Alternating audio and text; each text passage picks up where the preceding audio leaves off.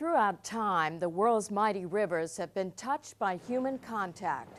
Our farms, factories, and cities have all left their mark. Many rivers around the world today are considered too warm, too slow-moving, or too polluted because of man's influence. For centuries, the Missouri River was the longest continuously flowing river in the United States. But 50 years ago, the Missouri was harnessed to stop flooding and bring electricity to nearby communities. While dams and flood control projects have brought prosperity to those living along its banks, some question whether the economic benefits are worth the cost to the environment. VOA TV's Ken Sale set out to find some answers. We narrate his visit to the mighty Missouri. The Missouri River has been home to the pallid sturgeon for millions of years. Some call it one of the ugliest and certainly one of the most stubborn fish, outliving most other species. It swam in the Missouri when dinosaurs walked the earth, but it may not be swimming there much longer. Dams and flood control projects have changed the Missouri so drastically in the last 50 years that the pallid sturgeon is on the brink of extinction. The American Rivers Organization says the Missouri River is the most endangered river in America.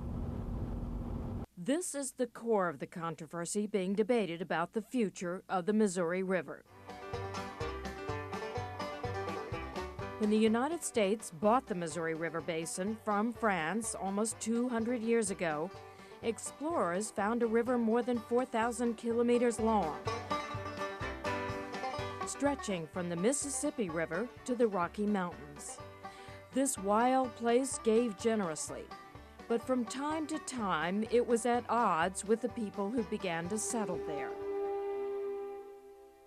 Flooding made life along the riverbank dangerous, slowing barge traffic and blocking the railroads.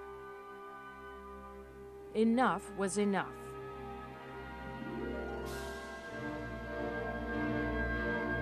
The U.S. Congress established a goal to tame the mighty Missouri.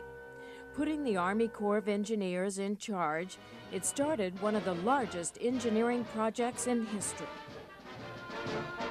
6 miles above Pierre, South Dakota, on the wide Missouri, the largest rolled earth dam in the world is ready for dedication.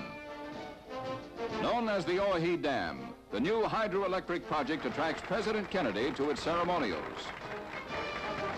Also, some long-time residents of the area who reflect the spirit of the moment in a dance of joy.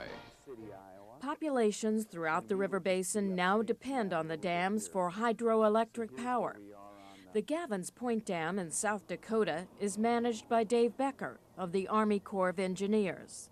From a water sense, you really no longer have a free-flowing river.